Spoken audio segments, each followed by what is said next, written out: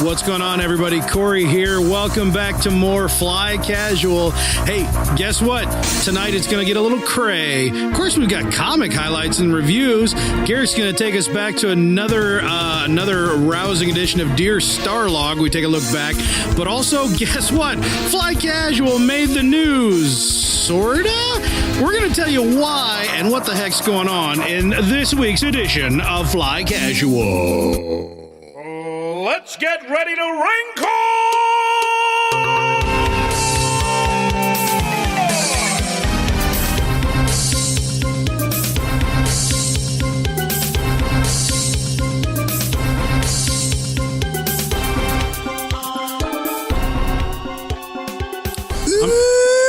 Doggy. Sorry, I wanted to do that. I usually do that. Really stepped on me there. Sorry, man.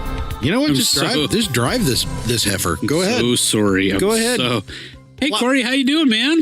Anything funny happened this week? Oh, look, I've got a lot of alcohol. Funny. Look at me. Alcohol's funny. Surrounded by booze bottles. Woo! We're a bunch of drunks. I'm wearing shorty shorts. Oh, boy. Oh, that's really funny. No, go ahead. Milky thighs. Yay. Yeah. Hi, Howie. Yeah. Yeah. Okay, back to you, Corey. Hey, ladies and gentlemen. Hello. Hey, you know what I was thinking about today? No. I was pooping. I didn't think about that, my friend. Always I be did pooping. some of that. He participated in that. I'm an active Did participant. you partake in the poops?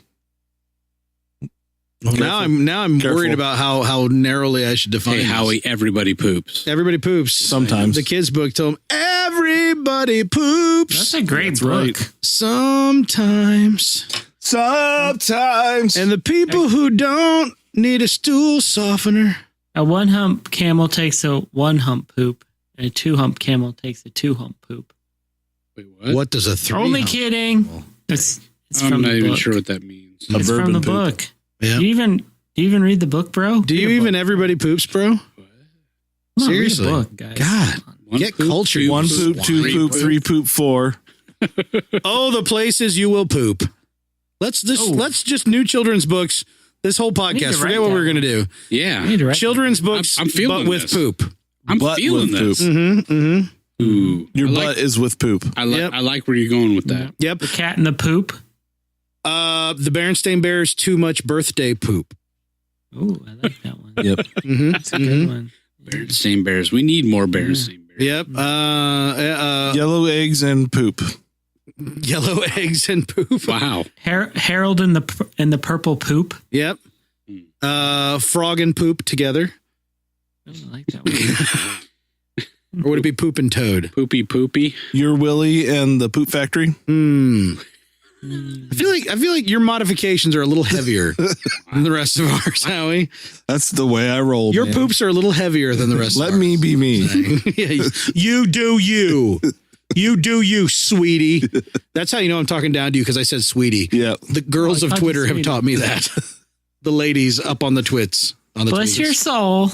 Bless your heart. I'm still reeling for other kids' books. Do you guys ever read the Sweet Pickles books when you were a kid? It's one of those series that you had to like order. Nobody read that. No. What's that? No. Just no. No? I read real books when I was a kid. I've heard of it, but those were the books that they were like, don't read those because, only geeks read that stuff. Yep. Laid a strong foundation for me. Is what it did. Yeah. I read Yeah. Encyclopedia Brown. He solved mysteries. Ooh, encyclopedias. Yeah. The Berenstain Brown. poops. Actually, that's kind of Encyclopedia Brown's kind of already there for us. Yeah. They really don't have to do anything Yeah. else with that. Mm-hmm. It's great, guys. It's Brown. This is probably the best intro we've ever. And here I got one. And to think that I pooped it on Mulberry Street. Yeah? Yeah? Book You is like that one? Mm-hmm. Yes. Yeah, I feel Yeah. like there's something here. Yeah. Do a whole series of children's poop satire. The never How ending to poop eat story. fried poops. How to eat fried poops. No. Oh, man. Yeah. Remember that book? Yep. How to eat Super fried poop. super fudge poops. It's just super fudge works Yeah. as it is. Super poop fudge. Amelia You can do all the Bedelia. Judy Blume books. Amelia Bedelia pooped. Can we do this with Star Wars theme? Like Whoa. a new poop? Let's not get off topic here. The Poop Strikes Back. Return of the Poop. Oh, that's too easy. The That just sounds like a daily event. to me. Phantom Poop. Come on, man. Attack of the Poop. Come on. This is easy. Revenge of the Poop. Come on. The box poop children. The Poop Awakens. Come on. The last poop. No, that's impossible. That's impossible. Return of the poop treader. Oh, yeah. Go on C.S. Lewis. Yeah. The Lion, the Witch, and the poop. Oh, this is awful. A Christmas poop. Just awful. Yeah. We're- I think we're this awful this might be the best thing we've ever done. Frankly. Or the word. It was the best of times. It was the worst of times. We'll find out on Twitter best when this of poops. drops. Oh, you're moving into adult literature. Poopy dick. Oh, no. Oh, no. Call me Oh, you piss say mail. such things. Right? Harry Pooper. Yeah. Harry Pooper and the Sorcerer's Kidney Stones. Dear God. Why is it in the kidney? Yeah. Save me, Jesus. And the Pooper of Azkaban. Serious black poop. Spoiler. A book title. Spoiler, That's a guys. character. He was the dog, see. And there was dog yeah. poop involved in Yeah, that, he I turned believe. into a dog. Yep. Harry Potter and the Pooplet of Fire. Was he Padfoot? Is that who? Poopfoot. Poopfoot. Yep. Tintin and the I poop poop. Yep. Tintin and the Poop. That sounds right. I'm just like making that it up now. Because we haven't been so far reaching pretty far into the annals of poop. Yeah. The anus. Anals? Wait. Poop. No, guys. The anusal poop. Hey guys, welcome back to another episode of Fly Casual. Oh, that's what we're doing. You guys do know I edit this around my children, right? Mm-hmm. Poop, Thanks. poop-de-doo, poop-de-doo. That means thanks, Corey. So my Thanks wife, for that. was on a road trip, and No. she's going, No. oh, hey, like, that's the first time I heard Fanboy Y. And I'm like, really? What? She's like, yeah, it was kind of interesting. And I'm like, oh, yeah, okay. Backhanded compliment there. But she's like, yeah. I'm like, wait. When did you listen to that? And she goes, in the car. I'm like, our child was in the car with you. And she goes, she had her headphones on. She couldn't hear anything. And my kid immediately from across the house, I heard it. Uh-oh. I don't understand how people can be so, they're children. They can't hear anything. Yeah. Oh, and I'm man. just like, you are not to listen to this filthy, god awful show in front of our child. This may be the person that eulogizes me. And my dad There's a always lot of talked material about now. poop, right? He talked about poop, and he didn't cuss in front of me, but he cussed in front of the internet a lot. Yep, there's my legacy. Thanks, hon. Thanks for that. I'd be known for something, I guess. Yep, episode number 196. Sweet jumping justice. We're 4 away Yippers. from the From what? bicentennial. 4 away. From the 200. Yep. For those of you keeping Hondo. For those of you keeping track Hanzo. in poop form, that's 200 poops. Mm-hmm. For poop listeners, some people listen to podcasts while they're having a little having a little That's an movement, Easter egg in every episode. little tune in the key of B. And you know what? We make sure to cover your whole poop outing. Mm-hmm. And sometimes 2, give you plenty of time. Yeah. Depends how regular you are. Yeah. Mm-hmm. Yeah. For fast, effective relief. Listen to Fly Casual. That's right. Yeah, we will scare the crap right out of you. Yeah. That's the truth. I'm your host, Mr. Corey T. Wilson. Over there on my left, Mr. Michael J. Archibald. How you doing, Corey T. Wilson? Lovely. Yeah. Just Really? lovely. Ah, Yeah. That is good to hear. It's always good to hear. A little ache in the shoulder, the neck, and the elbow region here. Yeah. Yeah. A Oh. little stiff. It's called old age, my friend. The old age really sucks. It does. Or It's Parkinson's. so It does. bad. I'm telling you. Like it used to be like, oh man, we're playing football in the mud and some giant dude just used my skull to stand up and something cracked and I saw a white light and I went to the ER and they threw some drugs in me. I'm fine. Yeah, that's like 28. You're Now- like, yeah. now it's like- now you it's get out like- of bed and you feel the same Yeah, way. now it's like I didn't sleep really well, so I guess I'm just dead for the next 2 weeks because my entire body is going to shut down. Yippers. Yeah, what the heck? Yep. Yeah. Old age sucks a butt. Big one. Speaking of big What? ones over there, Master Control with the big monitor. Yes. Stephen J. Howie. So who knows the answer to this question? Oh, I do. How Garrick does. in the world did Vader Poop? really poop? Yeah. How did he poop? We should be observing Of course. Letterkenny rules on talking about poop, Yeah, we should. where we don't actually say the word poop. We just mouth it and See, then I feel much make the better. consonant noises. I feel much better about that. yeah. Much better. Talking about poop. Yeah. Yeah, that's fair. Or Mike, what? my daughter hears this show through her headphones. I just was talking about. Like, watch your language. Yeah. Well, what? She hears it over her YouTube videos. Huh? Yeah. Yeah, Come she hears on. it over She understands Johnny. that code language? Code language. Real cryptic, too. Very cryptic. Cross pond down a few. Hey, you didn't answer my question. Oh, I don't remember what it was. Did you get to it? How does he How poop did in his suit? Darth Vader poop? Come on, man. He's got a catheter in there. He's got a colostomy bag. He's a micro fresher. What do you think his meditation sphere was for? He is a microfresh. It processes the and then it just spews it out as hot gas, So- which makes the cape more billowy. I wonder which button, like, Is the poop dumper? Yeah. Does he just like strode along, just stride along the bridge of a Star Destroyer and just drop little like poop nuggets whenever? That Like would is be it, Shakes him out of his, he shakes him out of his leg like Andy Dufresne you know, in the prison yard. Or Andy. that was the longest night of his life. Mhm. I love the idea of like the new guy, the new ensign working on the deck of Star Destroyer, and the other is leaning over. If he hits the blue button, don't breathe in. What's the blue button? Just trust me. That's what the mouse droids are for. Cleaning up That's right there. A little That's poop why they collector. Look, he was more machine than man. His GI tract is gone, man. Oh, it just no. doesn't even exist anymore. He doesn't eat. He just got a constant little Nope. IV bag, just Yep. feeding the That's it. fluids into him. That's it. Plus, he's a Jedi. It's just like if there was any waste, he would just expel it through the Force. Yeah, he's sending the poop into the poop actually flow walks into a different time. He There's dump- actually yeah, he there's an dumps it on entire people, era of right. Star Wars where people just don't know why poop keeps Like, randomly what appearing. the hell is that? I don't Maybe turn know. into a Jedi Force ghost. Like poop. Little That's poop a ghost. problem for future Vader. Exactly. What are you going to do with all that crap? Well, you see.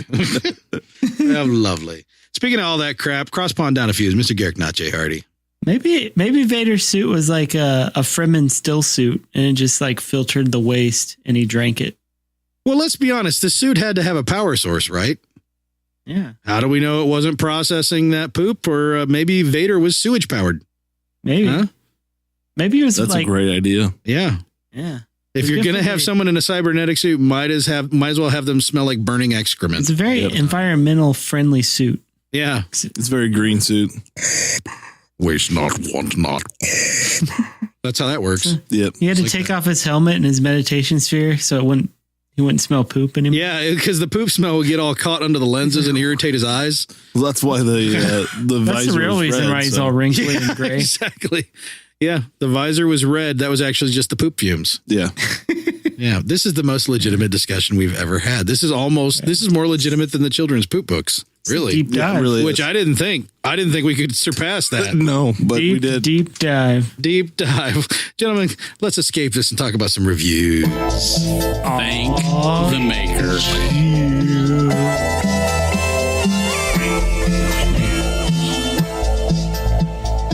Oh, one poop, two poop, red poop, blue poop. Oh, Stop. you need to go to the doctor. It's like a Smurf poop. Maybe you had like a blue dye, you had like a red velvet And some cupcake, Bronco and berry. a bunch of blueberry cereal. Yeah, Bronco berry. Yeah, you had a bunch of Bronco berry Did I say sauce. Bronco berry? No, I did. You got that A red whole bunch ranch of jalapeno bites. Yep. Mm. Bronco Bill's boppin' berry sauce from Yeah. Arby's. It's just called You dip like in- Bronco Bronco. Bills. It's just called Bronco no, berry sauce. no, that is not OG. They bought it It's OG. before they had the little peel off things. They bought it in giant bottles. They had to pour it into you had to manually pour the sauces out for people, dude. This is when people worked at Arby's actually had to work, Garrick. And you had to pour the sauces and cap them all up yourself. And it was called Bronco Bill's Boppin' Berry Sauce. And when they got the license to use it, they called it what they called it for short, Bronco Berry Sauce. That's when the new fish like you came along and just rode on the skirt, rode along on the tails of hardworking people like Yeah, me. basically, he called you pork food. Those small fish. pork food. Yeah. I stand by what I said. It's that natural curiosity I have, I guess. It must be. Yep, the Bronco pork. Yeah. Living on Yeah, cliff tops. Yeah.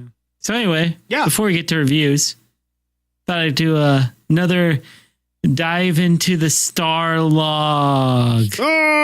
Starlog. So last a couple was just like 4 episodes ago, kind of went over some of the rumors that people were spilling out about The Empire Strikes Back. Yeah, you were. Yeah, well, guess with what, all these, guys? all the hopeful, weird rumors. dude, with all these new segments, we need some music. Somebody's gonna get on this. Dude, do you have any idea how much music we're going to need to write? I know. We on this? We're on it. Oh, Just we're play, on that. Imperial On it March. like poop time. But That like thing you slower. said just now. Oh, we're on that. Oh, They're all up ons. Yeah. Anyway, so yeah, they had some.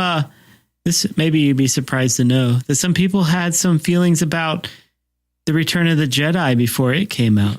I bet they did. Oh, boy. Yeah. So in Starlog magazine in July 1980, they did an interview with George Lucas and Gary Kurtz. You know, those names might seem familiar. Apparently, according to Lucas and Kurtz, there may be an estimate that it'll take up to 20 years to film all 9 Star Wars stories, which adds up to 18-hour serial, the longest ever conceived. So they were a little short on that. They eventually did it and then even expanded upon that. So even in 1980, I guess Lucas had a dream. Oh yeah, he did. Then he bounced around on that. Weren't there other interviews later? He goes, well, I never really planned on going past 6 films. To me, that's the beauty of George Lucas. Is going from we only ever intended 6 movies. Yeah. Well, it was originally conceived as a 9-movie serial. I originally, when I wrote the first script, I was intending it for it to be 276 movies. Definitely 276 movies. I think his original feeling was he wanted somebody to be able to just sit down for a day and just watch all the movies. All right, I'm in. 24-hour period. I'll say this. I don't know. It's getting. How many hours is it total now? It's probably getting close to that. Yeah. Yeah, it's close to like 212 with... Thank God we didn't have Twitter back then. Agreed. George Lucas is it just me or is George Twitter the anus of the internet? Yes. I'm just saying. And we actively take part in fingering that anus. We do. We do. That's true. Yeah. You're right. We're little nodes. Yeah. So if George Lucas had Twitter back then and every time his mind changed on something, he just on his 4 a.m. crap, Donald Trump was still, I would say he would be the original OG Donald Trump would have been Twitter. Trump-esque in the fact that every time he tweets something, be like, wait, what? Well, that doesn't make sense. That's not what you said last yesterday, dude. But that's that weirdness when you get so successful and wealthy that your brain just doesn't keep track of. Is it that, or reality. is he just that way? No, or maybe that's a symptom of being entrepreneurial enough. I don't know. Or he understood back then that media didn't travel as fast, and he could kind of get away with it. That may be true. Maybe some credit is due in that regard. Yeah. Now that we're archiving everything, we're like, oh, Lucas, you didn't know what you were doing. You rascal! Come on, man. Yeah, just think if we could hop on George Lucas's Twitter account and go back. Hey, that's not what you said. Yeah. Is George Lucas on Twitter? Hells no. If he we could understands. flow walk with the poop, we'd be He knows. right on that. So is George have you seen Lucas that the man smartest type- man alive officially now? Have you I seen would that man say type? it is so. He types like my dad. He doesn't type. He's a hunting pecker. He writes on yellow notepads with a pencil. Yeah. Ink and paper, baby. Old school. Pencil? What is that? Pencil. A pencil? You thought George R. R. Pretzels? Martin was old school. What is this thing you're describing? I said pencil oil. like 3 Pencil oil, times. yeah. A Pitts Royal? Yeah, I had one of those at Taco Bell the other day. It's delicious. I don't understand. What is a yellow pad? Is that for something you trap urine with? I don't understand. What's happening? Yeah. It's called Depends. That's the brand. It all depends. I know what Depends are. So anyway, as in The Last Jedi, there has been some, I guess, I'll say, consternation as to Rey's parentage. Well, may or may not surprise you that a lot of people are kind of upset with Luke's parentage after The Empire Strikes Back came out. You don't say. Really? So in September 1980, someone wrote, Dear Starlog, is Luke related to Vader? Most think so now that Vader came out and said it. Well, I say, do you believe everything you hear? Vader may have just lied just to enlist Luke to his side. Oh, yeah, he Vader did. would then dispose of Luke once he got what he wanted. Man, So that person is very Just- forward thinking because J.J. Abrams was not even part of the industry yet. that was probably written by J.J. Abrams or Ryan. Yeah, J.J. Abrams right. They are That's where he learned it. He's like, I'm mad that it actually came true. So they I'm are He learned it totes- by doubting Lucas. They are totes not in the torpedoes. Not at all. Yeah. They're not there. What are you talking about? torpedoes. Torpedoes, yes. It's crazy how things repeat Sounds themselves delicious. during history, isn't it? It is. Slides right down your gullet. So It could be that Kylo lied, guys. Could be that Kylo lied Could to be. Rey, guys. Cucumber Patch is I know. totally not Khan. He is not Khan. That would be stupid. But legit, Why would I do that? the argument like, well, you can't believe everything Kylo says. I'm like, I know. can if I believe that the writing's not that bad. Yeah. I mean, if the writing's that bad, then sure, I can believe that he's lying. But if it's not that bad, I kind of got to believe what I'm told. Was it same writers as Deadpool 2? Because Ooh. No, I don't think so. No. Deadpool Let me check. really Let me check complained about that. IMDb. Yep. No. So Yeah, maybe. that's true. That was a good movie. Anyway, it may not surprise you that after The Empire Strikes Back had been released, people were tweaking on this other that Yoda had spoken about the other Yeah. Skywalker. There isn't. Perhaps. There is another Skywalker. So what, No, he just said no. There is. what were the mofos saying back then? So some people had some theories about this. So here's a few. Juicy. Dear I Starlog, love it. could the other be Vader himself? Considering That was that my there go-to. there is an equilibrium of power between good and dark sides of the Force. It would not be impossible to turn Vader into the antithesis of what he is now, especially if Luke, Balance, who so except to for speak. Yoda may be the most powerful member of the good side of the Force, is truly his son. That person already a better writer than what was actually happening. Because that ends up being true. The point they make is absolutely true. It is Vader what saves the day, but that's Yeah. not at all who Yoda was talking about. No. So it's like, oh, wow, that person figured things out and then applied it.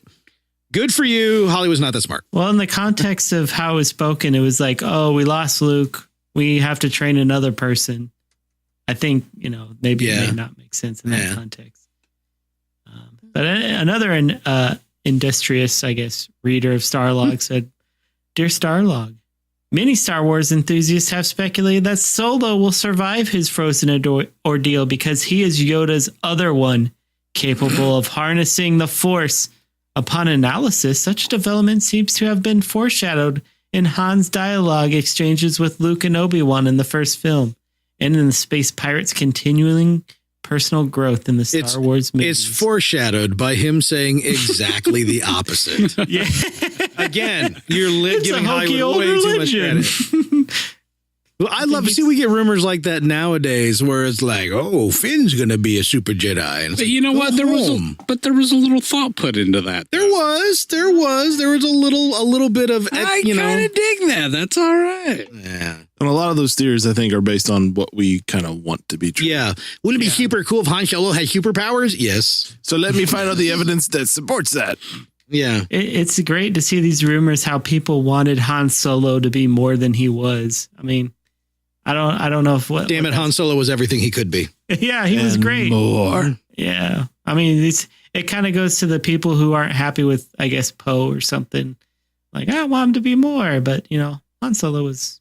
Well, except in our case, where instead of going, I want Poe to be more because I like him, it goes, I want Poe to be more because I want to like him. Yeah. We're not thrusting our wants and desires on Poe. We're desperately looking for wants and desires. So Yeah. he's a pretty man, though. I mean, he is. that's a different discussion. Oscar Isaacs. He's almost as hot as Sexy Wexley, but not quite. Keep trying, I guess. Nowhere Maybe near. if he grew a beard. Maybe He had a beard in Ex Machina, didn't he? Yeah, I think so. Maybe if you could shoot chips out of his belly. Chips. I want that action figure. Oh yeah, that would be A chip Pez dispenser. Yeah. Well, some readers of Starlog actually nailed it. Whoa. One of the industrial writers wrote in Dear Starlog, I suggest Princess Leia. She's young enough for the training. She withstood Darth Vader's tortures. She's dedicated to the cause. Princess Leia, not Lando, heard Luke's cries for help. Han Solo is not in any shape to be going anywhere for a while, and he is too old. I wouldn't be surprised if the third film, Leia, instead of Luke, destroys the Emperor. Of course, it will be the year 2000 before we find out. In the year 2000. Wow. We just struck a minor chord that was the brown note. I think we just made our listeners poop. Is that like old school Conan, man? I know, man. That's great, Conan. One of the best TV moments ever was Mr. T not able to keep a straight face That was the best. during the year 2000. And it was after the year 2000. I know They were that still was doing my it. favorite. Like it's 2006 and they're still doing In the year 2000. And Mr. T losing his dang mind. Like laughing so hard. Like I don't remember laughing that hard very often in my life. good stuff. Now, can you say in the year 2000 like Mr. T? He didn't. Well, yeah, he'd say in the year 2000, and then he would read off the card. He didn't sing it. Mr. T. I said, can you say it like Mr. T? No, I don't feel like I'm going to rip a Mr. I T. pity the fool who right can't now. say it like Mr. T. There. I ain't getting on no plane. You got it. Yeah. I pity the fool. Oh, the A-Team. You never said that in the 18th. Where's Mike's fiance when you need her? Yeah. In a like 1972. in a furtive monotone, go into the entire exposition of the A-Team. all of it, yeah. I only know the song. The I'm A-Team. gonna tell you something. I'm gonna let listeners know that's when she won over the entire group of guys. Yeah, right. Well, we're out by the fire, and most of the guys had just met her, and she was just, she's sitting there having time, but not really saying much. And the A-Team comes up, and she just launches without warning. In the year 1970, and goes through it without blinking an eye, and a hush fell over the crowd. If you can find them and you can afford it, you can hire the A-Team. And then boom, like an eruption of like cheers and clapping ensued. Little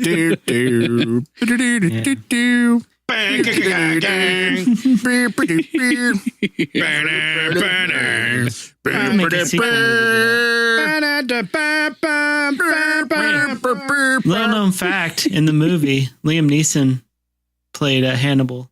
He did. Also played Qui-Gon. So there's Star Wars. He played Tied it all Hannibal back. and Qui-Gon in the A-Team movie. Mm-hmm. Whoa. That's true. Whoa.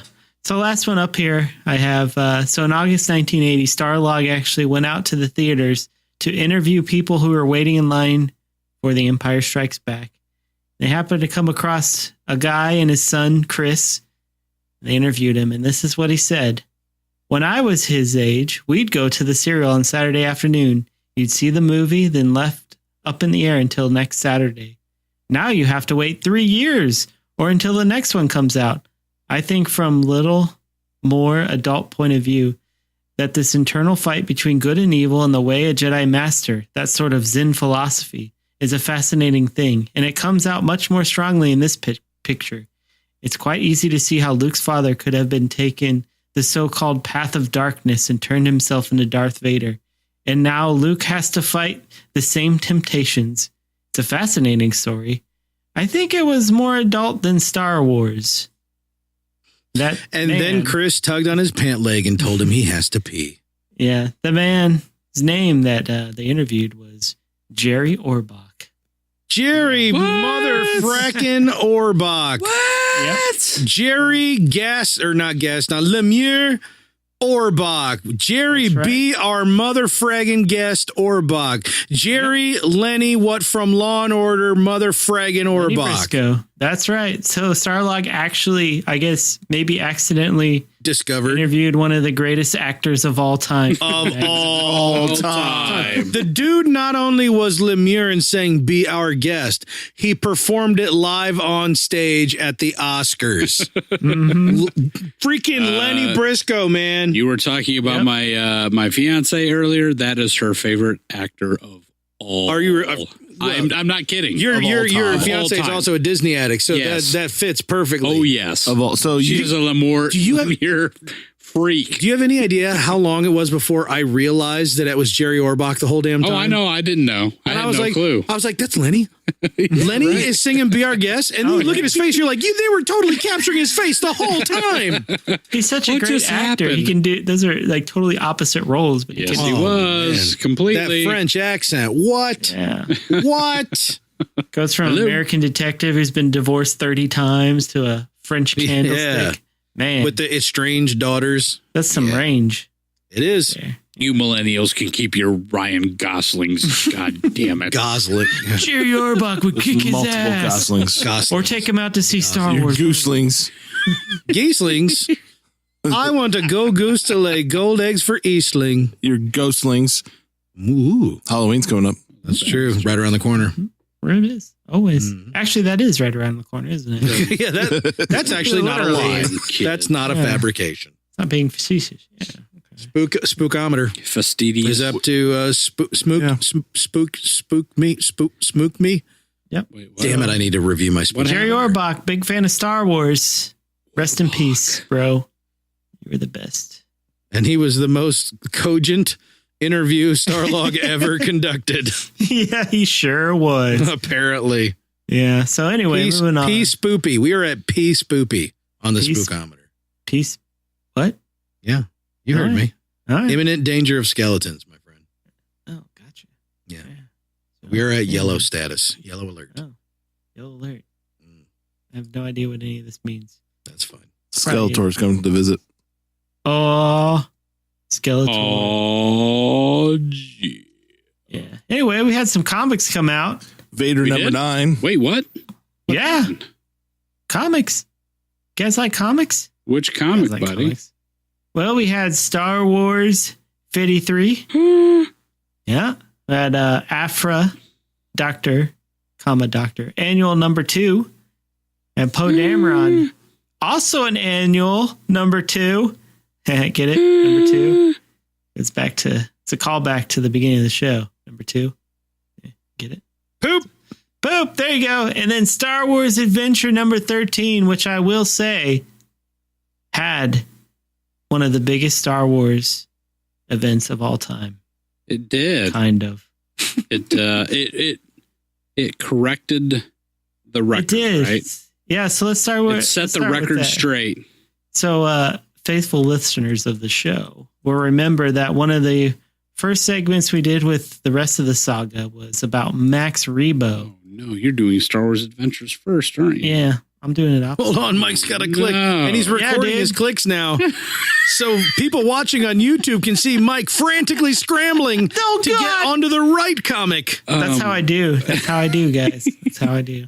I was need just so better notes, excited Garrick. about this, though, because, I just talked about Max Rebo and how everybody who'd ever made a picture or drawing or model or toy about Max Rebo had got it completely I wrong. was wrong Right. Because he's always been depicted with 2 arms and 2 legs. until now. Until this issue of Star Wars Adventure, where he's depicted with only 2 legs and 2 ears. Dear God, I So love we- that it's called Tales from Wild Space, The Blue Brothers. Yeah. So we got Blue 2 Brothers. the Blue Brothers. Yeah, so Max I Rebo love has it. like We're on a mission for brother. Maker. Yeah. Yeah, he's just standing there with his 2 legs. I thought that was great. That's awesome that the artist would actually do some research for once and find out what exactly these alien species are supposed to look like. Mm-hmm. So hopefully that starts the ball rolling and getting some accurate depiction Max Rebos out there. That's right. Waiting for that Black Series. Yeah, That sweet Black Series. That would be awesome. that would be. It'll have to come with more than just Max Rebo, I would. It's got to have his little keyboard thing going on. Yeah. Maybe they'll have Finger and Dan. Oh, Wait a minute. And the Total Wait a minute. Chodes. hold on. Fig Rendan. I Thank you don't think very that much. was the same movie. not the same. But they shut up. What? You know what? No. You know what I wish though? I wish to high heaven that Max Rebo and all of his little like weird Hanna-Barbera-ness as he is depicted here with his, his big dong-like nose and schmoopy ears. Wait a minute. And his little hand feet running. I just wish his plump little butt had a slight little crack going right up the middle. It does need a little crack. A little crack would go a long way. Make it It's a kid's comic. They can't put a crack in there. Oh, a little crack is like a little bare bottom. Give him a little butt cleavage, man. You need the cracking. Give him a cute little butt crack. Little bitty butt crack. Yeah, Be just Max Rebo. That's what he had in the original model. He had a little butt crack. So little bitty butt crack. yeah, it's good to see that. Star Wars Adventure, I will say, is still a fun comic. Very kiddie, but still fun. It's a good read. Yeah. I like him. I like him too.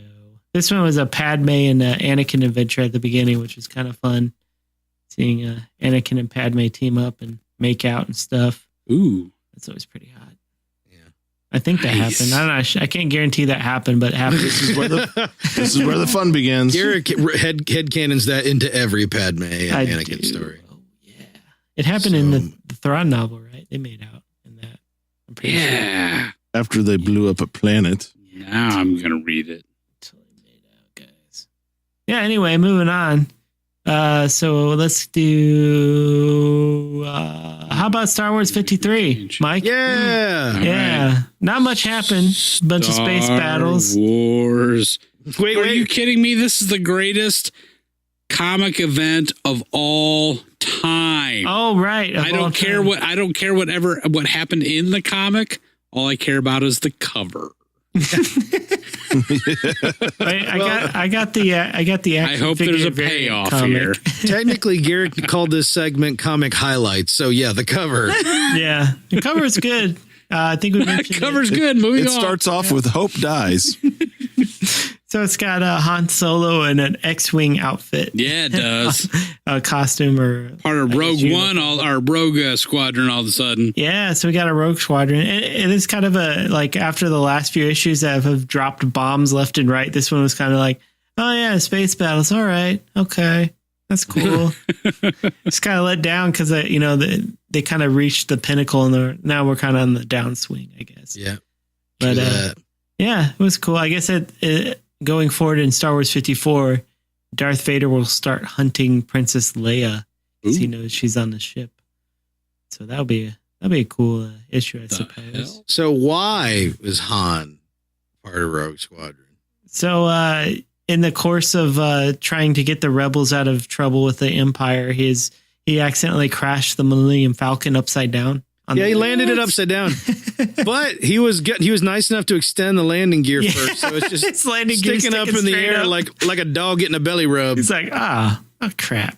So now he still wants to be in the fight, so he says, give me anything that flies, and apparently anything with wings. Anything with wings, which is weird because the Falcon does not have wings. No.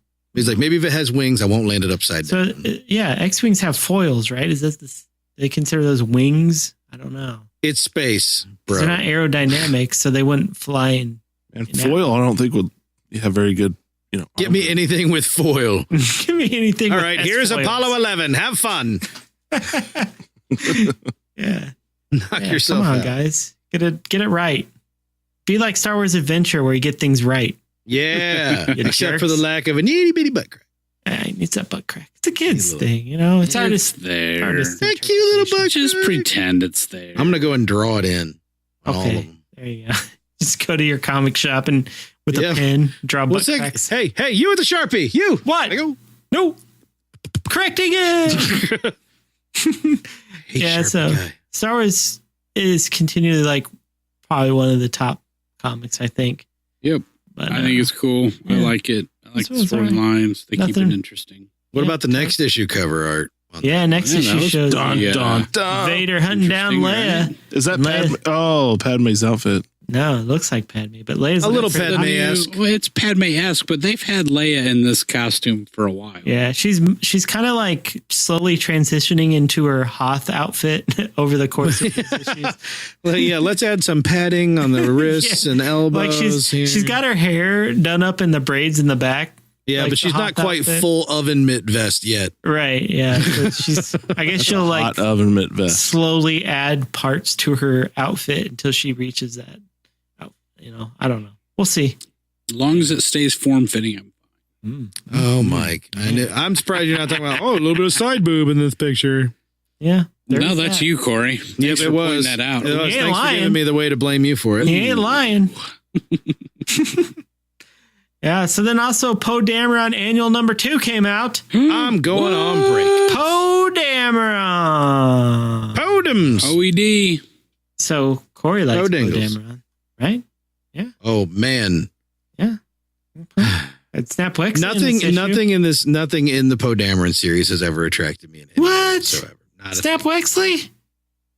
like all kidding aside, nothing about this comic series has ever interested me. It's been more mildly entertaining recently, which is funny because they're getting ready to end the series. Yeah, and I'm finally kind of on board. I Finally, know. I like how they're writing Poe's character a lot because he's very like sarcastic kind of, and he has this like devil may care attitude. Which one are we on? The annual number 2 or the issue 30? Annual number 2. Okay. Yeah, so this had a new artist on it. The cover art's great. Yeah, cover The art's cover great. art's good. The inside art. Oh, heavens. So much. Oh, my God. Yeah, the Like, cover art. was I scrolled What onto is the that? first page as you said that. and What it is was- that? Man, That's like they took young Leia. please tell me that's not Leia. And they took old Leia and they beat her up with Shmi's corpse. No, she's melting. Oh, and what? What's with Poe? Oh, my God. This is some of the worst art I've ever seen in a Oh, comic. the worst. 3PO looks I've ever good. seen. I don't know. The faces are terrible. The These are- faces are bad. The cover Like, artist is Rod like Riggs, I'm who's really looking good. one where like Leia's right eye is over her Yes, nose I and the know. left eye I think is somewhere back by her ear. What is happening? I don't know. This person was not born for I biological art. think they have medical conditions. All of them. Yeah. Like Poe doesn't look like Poe. He looks more like Fry from Futurama. With The hair. Yeah. It's the hair. He has Fry's hair. It's got the 3, like the wings on top and the wings in the back. Yep. Oh my gosh. And Jess Pava, it looks nothing like her character. I don't know. The art, I was Snap not. Wexley. Yes. Oh dear. Han is homeless Han and Chewie is big blue-eyed Chewie. Truly. Yeah. Truly. I'm It's going to just call a- that one Oh my Chewie. gosh, like the eyes in every character on every page are wrong. Yeah. It's I'm disappointing because it was actually a pretty decent story. That's what I was going to ask. Hopefully the story's Yeah, because they actually break out some old like starships with that, which I was excited, including the Z-95 Headhunter. Yeah, buddy. Love for the Z-95. It's one of my favorite gee. Star Wars spacecraft. Yeah. So Yeah, they got the old Jedi starfighters in there, V-wings. They got one of them. Arcs 170. Oh, there's an Yeah. old I can never Jedi remember the- Starfighter. You're right. Yeah. And there's that headhunter. That's hot Yeah, stuff. so they're Nice. trying to be more incognito, so they had to break out some old starfighters, and they brought out the old Z-95, which was Mara Jade's favorite starcraft. You know, she flew one of those. Yep. But the story is actually pretty cool because the Resistance needs money to fund their war effort, and they have this tip on this box that is worth a lot of money, and inside's information that's worth a ton of money. They don't really know what's inside of it. So I guess Han and Chewie and Black Squadron are both after it at the same time without knowing each other are after it. So Han kind of more or less clears the way for Black Squadron incognito like, and kind of like lets it go. He's like, okay, we'll let them have it. And then in the end, they find out the information inside is actually the last remaining archives from Alderaan. Yeah, which I thought that was kind of cool. Like, Leia's, obviously from Alderaan, but how awesome it was that she gets that information back after all these years. She finally can I don't know, maybe not have closure, but she kind of has. Sit down, flip through the old photo albums. Yeah. Okay, so I've always been okay with spelling out 3PO because no one calls 3PO 3PO. 3PO. They throw it together as one word. Yeah. And I've been okay with R2 because, again, thrown together as one word. But when you spell BB-8, which doesn't really BEE hyphen 8 ATE. Yeah. I feel like BB-8 is so specific that it doesn't actually run together like one word like the other ones do. So I don't know that this is a precedent that needs to be held. Yeah. BB-8. What did he eat? I know. Well, yeah. BB-8. Nobody said BB-8. Some it's BB-8. Butterfinger BBs. Not 3PO. It's not R2. It's BB-8. Yeah. BB-8. BB-8. I don't know. BB-8. It just seems dumb to me. Yeah. Sorry. I had to call attention to it. Yeah. But the story was cool. Art was bad. But I want to be more complimentary. Yeah. When I can. I want Angel Unziueda back, or however he's who's Looks like we even got a panel with the birth of Kylo Ren, huh? Yeah. Got some backstory. Who's the lady alien in this? Is that a Bothan? No. I can't remember her speech. Every time I see something that looks like a Bothan, I go, "Is that a Bothan?" The answer's always she's from We Thundercats. want Bothans so bad. I know. They're saving that for something, I guess, because they always have. You think they could throw them in at any point in the comics, but they haven't up to this point at all. It sucks. Yeah. Oh my gosh. Oh, sucks. This art sucks. It is. Yeah. We had Afra Annual #2 come out, which is a little better on the art front. And it's a kind of cool story. You have a interesting pairing of a female Trandoshan and a human. I guess they're kind of married. It's interesting, right? A little interspecies action there. Yeah. Yeah. Yeah. Yeah. Yeah. So basically the story is Afra's hiring them to collect this big angry monster thing from this planet for some sort of crime lord so he can show it off to his other crime lord buddies who also have pretty crazy monsters like the Rancor, That's what them crime lords do. Yeah. They collect lightsabers and monsters. That's right. Gracchus, man. Star Wars, bro. Gracchus is the best. And then through the course of a bunch of things, a bunch of events, you find out, Afra's hired other people to do the same thing, and they have met kind of not so fortunate ends. And then they end up finding the monster, and lo and behold, Afra's inside the monster, trying to get them to kill the monster and let her out. So that's the story. Oh, wow. Yeah. All right. Yeah. It's like the she's monster been swallowed by the monster. Yeah, she got No. The mother was the car. She is the car. No, the monster swallowed her. And so she used her communication device to hire people to kill the monster so she could get out. Okay. It's actually funnier if you read it. I guess. Like she's sitting in the belly of the monster going, what's my plan B? Can I get out of here? Yeah, it's a pretty cool story. The art was decent. There's a lot of panels of the guy kissing the Trandoshan. Yeah, I know. They really wanted to make a point of that. Interspecies dating? He's like, come here, give me kissy. Yeah, they love each other. Trandoshan's like, whatever, dude. Kind of, Yeah, I don't think the Trandoshan actually likes him. It doesn't seem like the Trandoshan specifically says that she doesn't, or he, I don't know what it is, does not like him. Trandoshan is a female Trandoshan. Okay. She's later established because he calls her his wife. But unless Trandoshans are like Jurassic Park dinosaurs, I don't know. You never know. You never know. I'm not going to say. I'm just saying what he called her. His wife, and use the female pronouns, so I'm going to go with that. There you go. Who could tell in a population of all males if she wouldn't, or all females if she would switch? I don't know. Do they? How do we feel about the droid pack mule backpack legs? Yeah, I don't know about that. It's like someone came up with an idea and didn't really workshop whether or not it would really roll through every frame of the comic.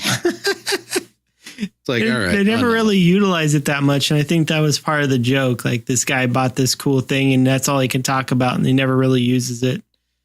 And it's part of it. It's part of a joke. It's funny. Yeah. Funny joke.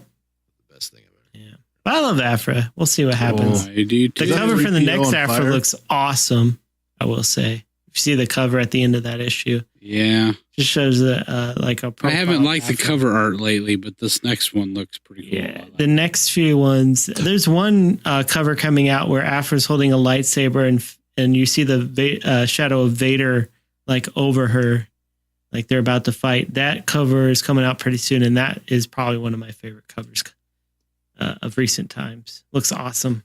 I like the reflection in her goggles. Yeah. I mean, they're good stuff. Check it out. Buy some comics. Nice pickup. I didn't even see that, man. Yeah. Good stuff. With Good all stuff. weapons deployed. Yeah, all weapons deployed. Yeah. The murder bots are after Yeah. Afra. Everybody wants to get a piece of Afra. You know what I'm don't saying? Yeah, I do. I want to get a piece. So that's all I got for comics, guys. Stop it, Time for Corey. Porkins by the week. Hey, again?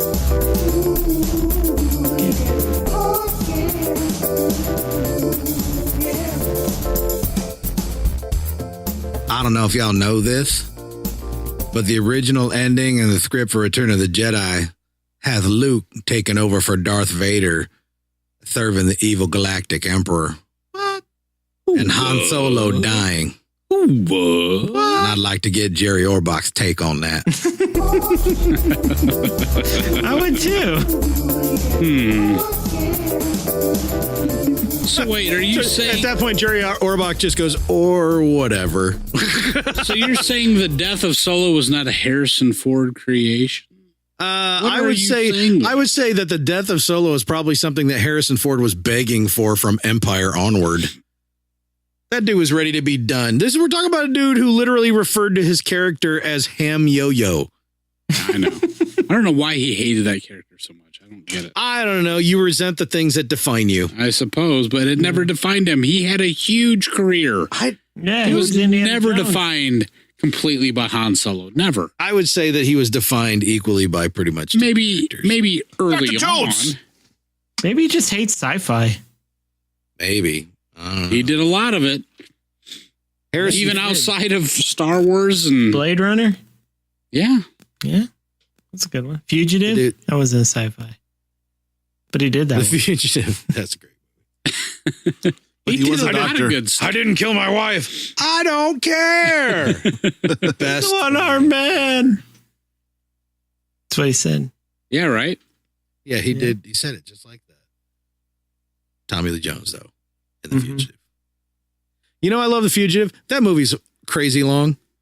That's a crazy long movie. That's not a movie where you're just like, oh, hey, it's on TV. I'm going to stop and watch it. No. Yeah, it's no With Fifth commercials, you're in for 4 hours. That's a long Is movie. that true? Was it? With commercials. Hmm. I think it's, I don't know what the runtime is on Is it. that why you don't see it on TV anymore?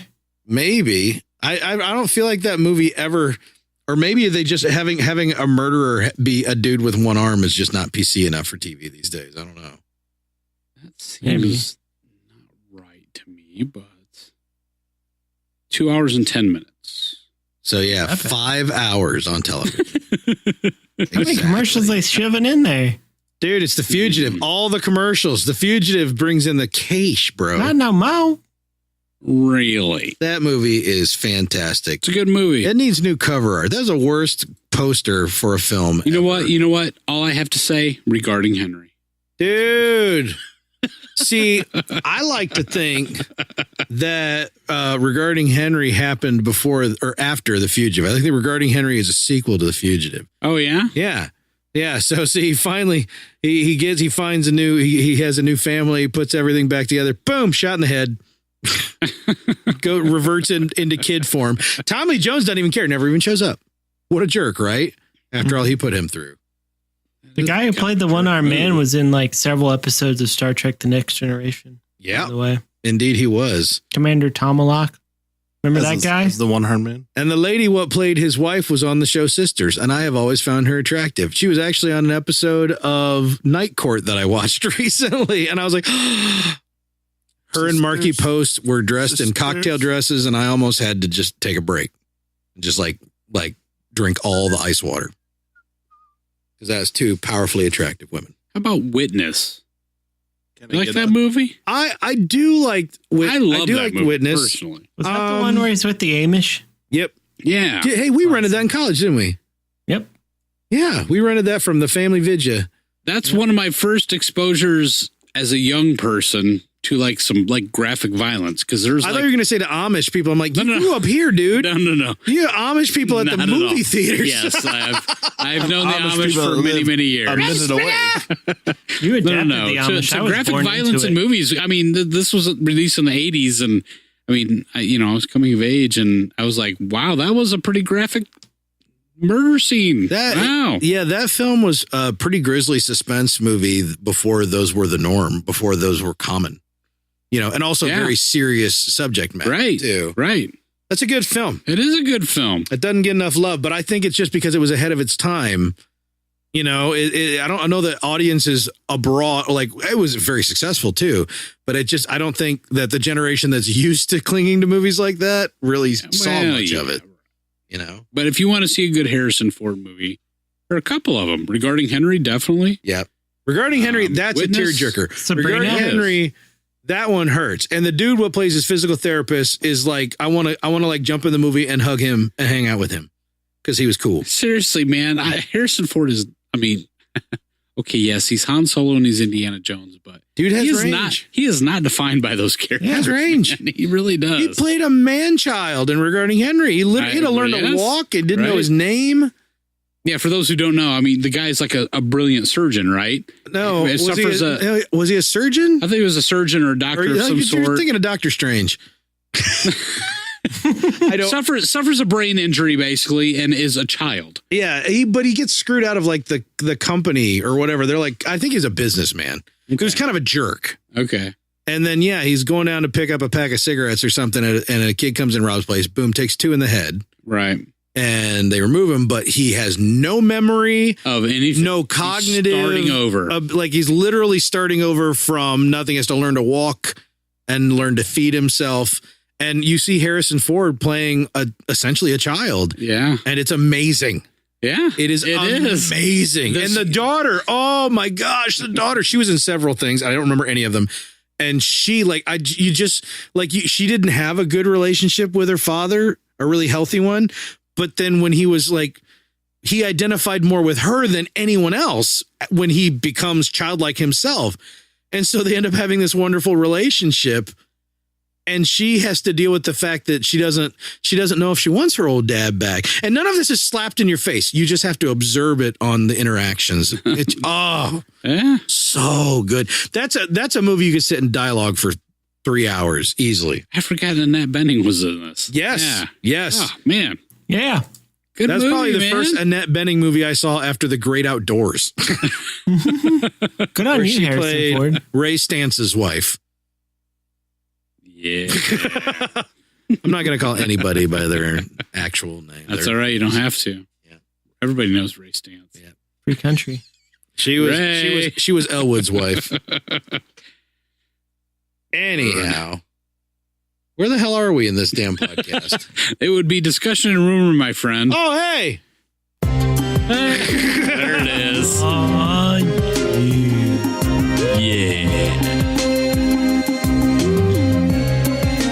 All right, fellas, bring it in. Bring it in. So, discussion this week.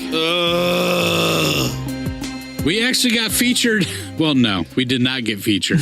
Headlined. We were a masthead. We were. We were an on in the value, front- guys. The front page. Front page, Fly Casual. The WAPO. Washington Post and Fly Casual. What do they have in common? Well, they reached out Not and much. they Not reached much, out as it and turns out. and they asked if we wanted to take part in. Oh wait, no, none of that ever happened. Oh boy.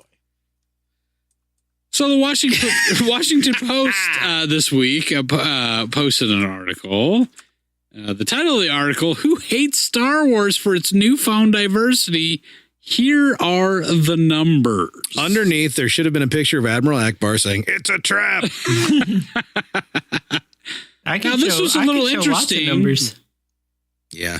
This was interesting for a couple of reasons, not the least of which, The study that was conducted as part of this article included Fly Casual. What? Yeah. That's us. Yeah, the article mostly looking at Twitter rage. The tweets. It was not, let's say, not a huge collection of accounts involved. And we were one of them. Yeah. Your sample size is dubious. Futurama. So anyway, Corey and Howie kind of dug into this a little bit and looked at it. And Garrick did too. You're the only lazy ass here. Okay, sorry. So I mean, I don't. Do one of you guys want to kind of just outline what the basic thesis of the article was? I wish I could put it into a basic thesis. I don't know that I really can. Oh, it's got to be able to be in some way, honestly, that's on a very basic level. As we get into our analysis of it, that'd be one of my problems that I take. Maybe you should give a basic statistics overview of how we'll get there too. Statistics works. Yeah. Let's do intro to statistics.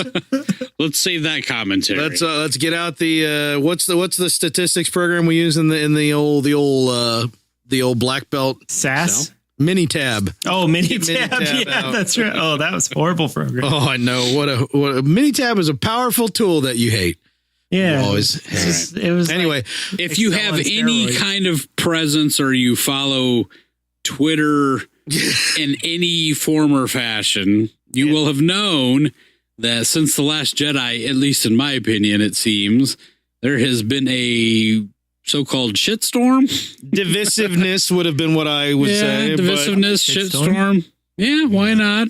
It's just on fun to say. Twitter between people. It's a fun that visualization. Like The Last Jedi and people that dislike The Last Jedi. Yeah. There are a lot of people that dislike The Last Jedi. There are way more people who dislike the people who dislike The Last Jedi. Sorry, it just feels that way sometimes because I hear a lot more about one than the other. Dislike people who like The Last Jedi too. Just to be fair, there is some of that. Yes, there is. Either way. So basically what this person did is what? What did they do? They, God, it's hard to respond to this without immediately throwing my own spin into it. But let's give the facts first, and then we'll attack the spin. Well, should I do what the article did and decide my facts, and then have someone try to come up with numbers to justify them? Corey, what? WWJOD. What would Jerry Orbach do? I'm not that eloquent. Thank you, Garrick. Do I have to respond in a French accent? Yes, you do. Be my guest. Je m'appelle Eiffel. Nailed it. So, what they were setting out to do is analyze, all the hatred and vitriol in the community. If you're a believer in there being all that much hatred, because there has been an overall view, right? That there is just this. I don't even want to say overall. There has been a view amongst some, right, that the vitriol in the community is at its fever pitch, and I think that's arguably accurate. You can because there's never been a fever pitch of vitriol in Star Wars fandom. There's never been that much vitriol in Star Wars fandom. Well, some would argue debatable that people during the prequel era there was a little bit of that in the fandom, or just in general. Were fans turning on fans? We didn't even have Twitter to paint the targets for us. A little bit, I would say there was some of that. Sure. I mean, because there were people that were prequel defenders and people that really didn't like the prequel. The whole story comes back to Twitter because everything in this is about Best Twitter. Almost killed himself because of the backlash. All of this whole article is about on Twitter. Yes. So you have to keep put that in mind, bold, please. Italicized letters. Right. Are people do people act shitty on Twitter about Star Wars? Specifically highlighting The Last Jedi and toward Kelly Marie Tran after her now famous temporary, self-banishment. Real quick. And I don't mean to say, I shouldn't say self-banishment, but taking a break. It has been said that she had received some kind of harassment online. Well, it's known. It is known. She received some harassment and decided to, and it wasn't even on Twitter, actually. This was Instagram. She closed down her Instagram account. Not and because she's like, I'm walking away from this, which and we all said, all right, now everybody's going to make a huge deal of this, cast a lot more light on these trolls than is healthy. But it's okay to point out that people are buttholes and don't be buttholes. But her decision to go, I'm done with this is fine. Yeah. She also I felt like that was the right move. came back and talked about it and said, I will not be marginalized. I'm like, are you so marginalized where you're in a major Hollywood blockbuster film? And I mean, I realize that people of different groups and things, or who can be identified as different things, get treated different ways by different people. But when we start throwing the word marginalization around, I get a little concerned because you are literally part of an elite. So that's where I start, where I want celebrities to rise above. But she's young. She's having to face all this all at once. There's no reason why she should already be an expert in this. She was a relative unknown. Yeah. To suddenly just thrust into the spotlight. She was ready to quit acting before she got the call to. Yeah. And I really don't take any issue with her. Not really. I personally don't at all. I think, we've said many times, honestly, as much as we may not like the character, right, ain't her fault. She did everything she could with what was on the page. Right. Right. And I think I just remember even the earliest reporting that we did on her, she seemed to be the most charming, and attractive, she's like hilarious, like recording like people, or like listening to people talking about her character in the coffee shop because they didn't know who she is, and she goes and introduces herself, and we're like, she's so fun, and so and I still feel that way about her. She seems like a perfectly pleasant person. So what this article wanted to do seemingly was figure out exactly how much hatred, vitriol, sexism, and hate speech. Yeah, they have 3 points that they're trying to address among the Star Wars fan Twitter, which is tweets. Such a weird thing. They wanted to look at offensive language and hate speech. Got lots of that have a modest presence. Abusive posts are not due to bots, right? And they wanted to weed out bots somehow. Yeah, and 3, that the posters use more profanity and slurs to talk about women and minorities, and to talk to female fans. So naturally, we're part of the selection. Yeah. Well, the one thing that if you're a listener and don't follow us on Twitter, it's actually kind of funny because our Twitter is far more friendly than even the way we talk on what's a little unclear. And at first I thought they were using our tweets as the basis. Yeah. And as I read more in it, I'm not sure that's true. I think they did searches, keyword searches across, it sounded like now, across all of Twitter to these specific accounts. No, I think what they did, they took 37 quote male only accounts and 37. We can talk about that in a second because she specifically did some stuff there, but we were included in that 37. Yeah, so she went to StarWars.com, got all the podcast accounts from there, and then further got some more accounts from an official from Star Wars, I guess. And that's how we got in. We're still somehow not been excommunicated from StarWars.com. Yes, right. I was going to say the reason we were included is because we are on the Star Wars. There's only been one that's been excommunicated. By the way, half our listeners just went, "Are you kidding me? Right? How did these a-holes?" Yeah, right. I'm writing a letter to Lucasfilm right now. That was like the happiest day of my life, everyone. It was. Don't take this away from us. All this statistical analysis has been based on her deciding what's fact. Yeah, first of all, the selection is so. I know. Let me talk about the selection. Interesting. So she selected these Twitter accounts. I mean, okay, you selected it how you selected it, and then broke them out by male and female, which she describes as having to be. She decided on male and female based on the name and the picture, and the ones that didn't have, then she had to make it was very subjective. And if they have at least one female podcaster, it's considered a female account. Oh man. So what if I identify? So by doing that, there's a 37 to 27 split, 37 male, 27 female accounts. Yep. And then did the search on I can't even. You can read the article on exactly what she searched on, but basically things that had to do with Star Wars, the Last Jedi, and Kelly Marie Tran, and the characters' names now. Rose Tycho. Thank you. Tico, my friend. Is it Tico? So Rose Tico. yeah, basically she took all those, ran them through some pre-developed algorithms. Yes, she didn't do these algorithms. These were algorithms that were developed by local, universities, right? Yeah. That One of them's Indiana University. Cornell That looks like identify one of them. Hey, you're wearing a shirt for that college, Indiana University there, Mike. Oh, really? Yeah. I see Cornell. I don't see. Andy Well, went to Howard Cornell. said IU, and I believe It's in everything there. it says. All right. There's 2 or 3 different programs. One of them was dedicated to determining hate speech.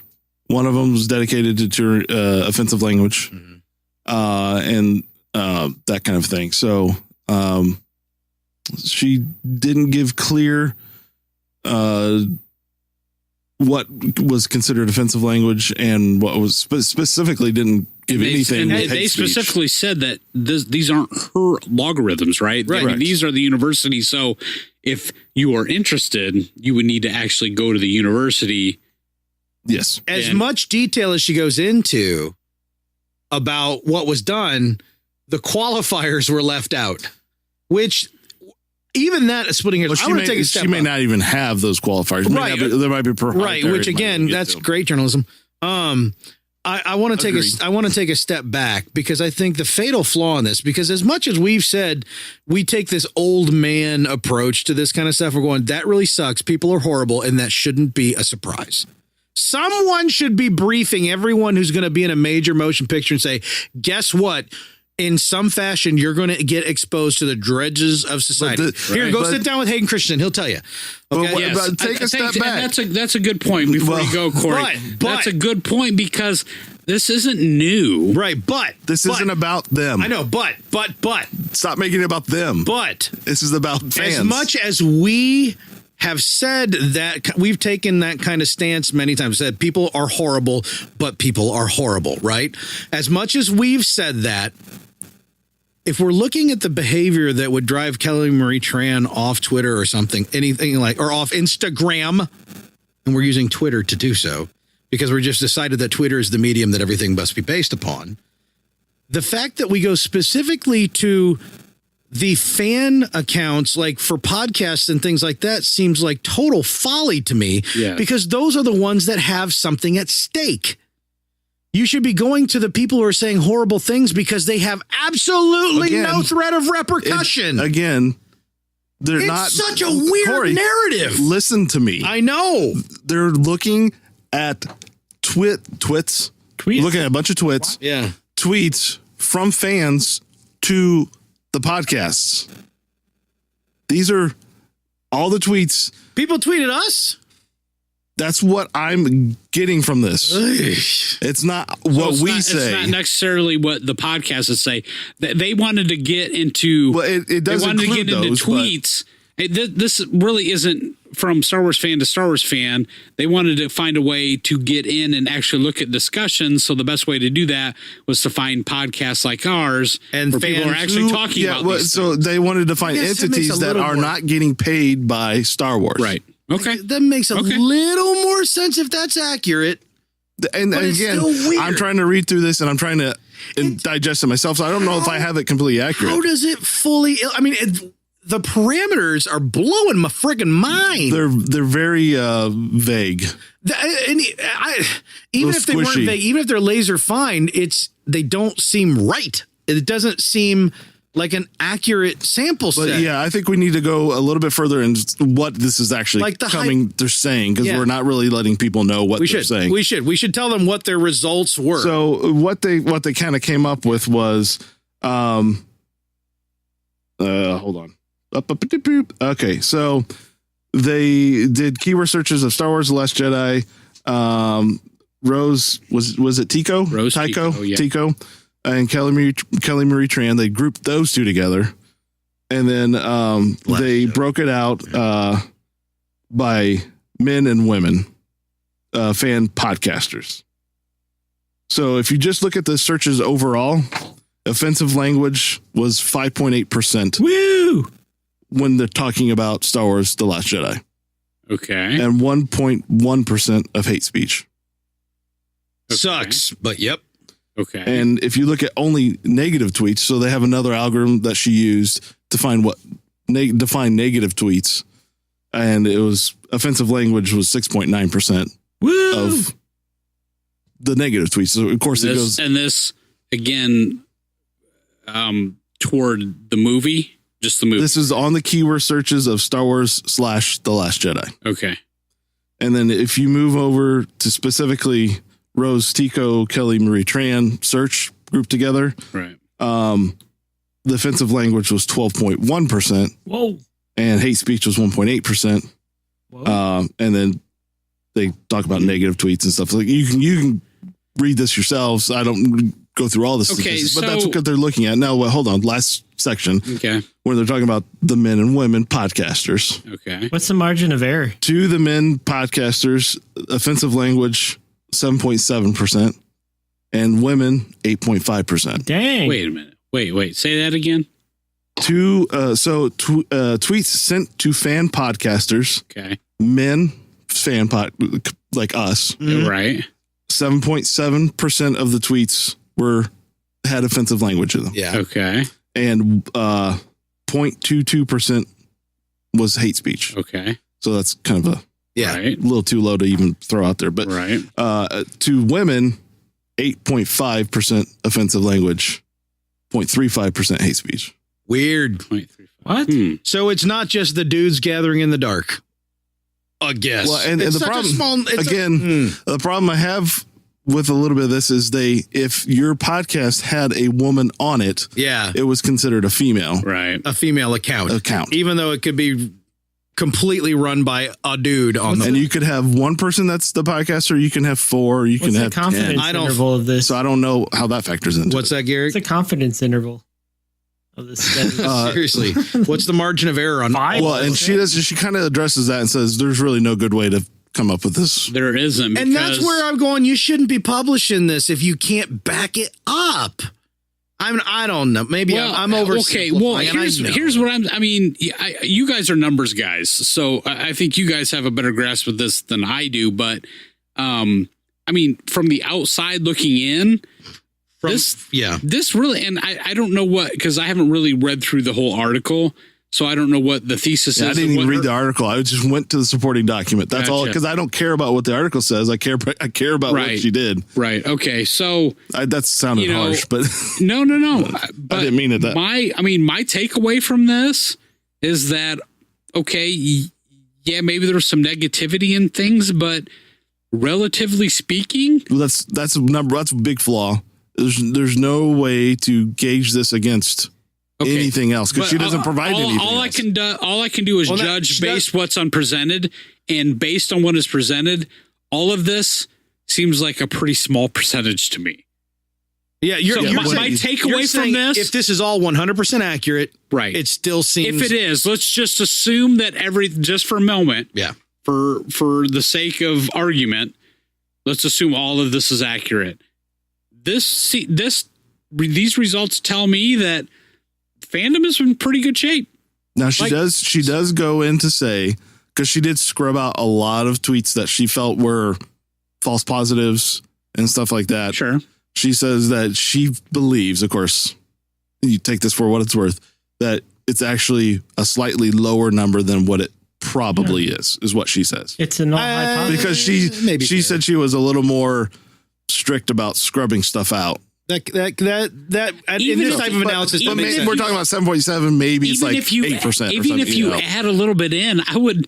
I mean, if still, if we're talking 6% negative and 94%, everybody's just in the fandom if we're under 15%, I think. Now let me. I don't know. This is what I would have expected. Honestly, hate speech and abuse and abusive language, right? I'm not offensive language. Offensive language. It's not okay for there to be any of it.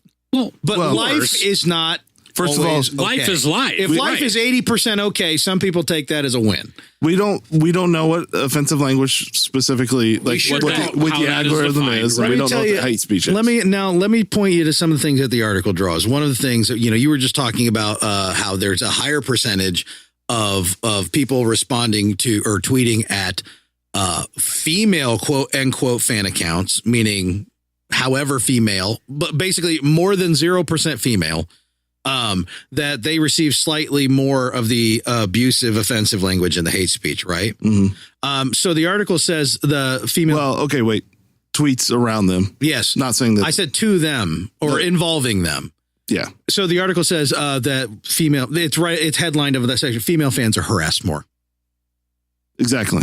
Right. I mean, it's making this. They're saying there's a margin of error, and they're not. They're saying that the existence of language in a tweet that tags one of these fan sites that is more than zero, or one of these fan Twitter accounts that is more than 0% female, is harassment toward that account. Is harassment toward a female. Mm-hmm. Exactly. What the effing hell? That is an absolutely wrong, faulty assumption.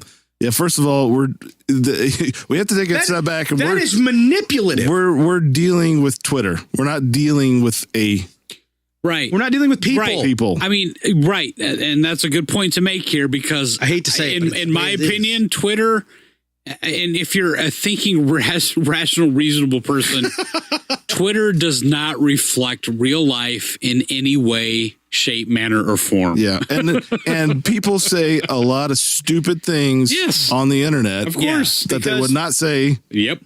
Because they're what draw your own conclusions, And but that's not an excuse, but it's a reality. And I think that's a fair thing to kind of point out is we obviously think hate speech, however you want to define it, or being offensive to other people, that's just not okay. But again, my takeaway from this, I still feel like because I still consider Twitter the anus of the internet. Exactly. I mean, it is just. And if you're in the anus of the internet and you're only 8%, yes. I mean, to me, that's a win. I feel like fandom is doing just fine. Wait. Despite all the negative press and all the negative. Twitter's the anus. What is 4chan? I need this. we don't really want to go there. Is that when you literally get ripped a new anus? Or is that Twitter rectum? without the O-ring? Yeah. It's the dark Twitter. The dark Twitter. Some of the conclusions made, like, again, you can question a lot of how tight or loose some of the decisions were in the statistical analysis. And I'm glad that they actually published what they did, and they did it with a lot of detail. Obviously, someone who is a numbers person, I'm looking at this going, oh God, this is not enough detail. I mean, but they gave me enough for me to know that, which is better than you usually get. And that's good. Yeah, go ahead. But when you go to the article and you read the conclusions, or I would say allusions being drawn from some of these, it is clear to me, and this is where I'm gonna skirt the line. The biggest problem. This is where I'm gonna skirt the line. They wanted to make this article, so they sent someone out to prove it. Right. Rather than having a proof of something and making an article. An associate political science professor. Right. But one of the things that they do say, one of the things that I've seen said about this is that, overall the Star Wars fan community doesn't want to acknowledge any of this. And it's not because they want to hide it. It's because we want it to die and go away. We don't want to acknowledge it because we don't want to give it the wind it wants. Yeah. Gizmodo had an article up about this article because, that's good for now. Saying that it doesn't go far enough. And usually if it comes from Gizmodo or anything that was formerly part of Gawker Media, the political motivation on that is going to be, they're not hitting hard enough. And in this case, they're right, because it's so limited. Mm-hmm. It is so limited. Like, I feel the same way. I'm not even feeling defensive about this because it's such a weird way that we were even included, but because I don't understand the selection. I do not understand how they devise it. This is a way to figure out what's actually going on. But at the same time, they have to limit it somehow. Right. I feel like you can. But you're not looking at the worst of it. You're not seeing the worst of it. if you're only looking at people interacting in this circle, because fandom goes way bigger than this circle, and that's where the worst of it comes from. Well, they are looking at all. I mean, the search is for Star Wars, The Last Jedi. You know, they are searching all tweets that have that. Have they looked at all of the direct, the direct tags of Kelly Marie Tran and everybody that said anything to her? I mean, yeah, that's where I think this is interesting, because if they're doing it the same way, at least you can have comparisons within itself. Yeah. And with her, it was of offensive language. Remember, the males podcasters was 7.7, females was 8.5. Kelly Marie Tran was 12.1. Here's the problem I have with the Kelly Marie Tran. So it's a significant jump there. Yes, there is. But the problem I have with the Kelly Marie and Rose Tico arc of this is that they grouped them together. One, right? I mean, because we're talking two different things, right? We're talking hate speech. Yeah, they should not have. And we're talking negative comments, because to me, I mean, there's a lot of people that dislike The Last Jedi. I'm one of them. And what? I would speak negatively about the character of Rose Tico, which would not show up as offensive or hate, right? According to what she says, because I would never say anything. It would show up as negative. Anything that would show up as hate speech regarding Kelly Marie Tran, even though I didn't like the character of Rose Tico.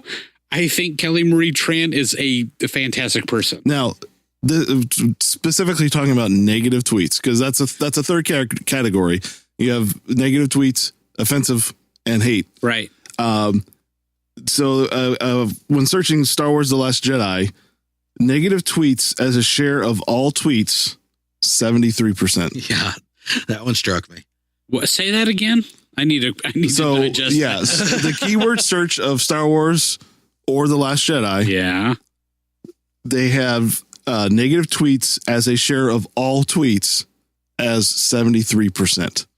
Now, wow. Now I want to point something out. You're saying like tweets to male fan accounts, tweets to female fan accounts, tweets to Kelly Marie Tran. That's not what you're looking at the data. That's not what the article says. Tweets involving those accounts. Make that distinction. In the article, it says tweets about Kelly Marie Tran, which is a very... that you get real murky right there, because there's a difference. Right. Tweets involving her accounts. And that's what I'm saying. I mean, there's a difference between the character and the actor. Well, no, I'm saying that in that I'm interpreting tweets about her directed at or tagging a fan account. Okay, yeah. Okay, let's make this clear. From what I understand, from what I'm reading, is it's tweets with the keyword search of Rose Tico or Kelly Marie Tran. Man, that's hard for me to say. KMT, bro. Yeah, KMT. So those are the keyword searches involving her Twitter account. Okay. So at whatever handle, I don't know what it is.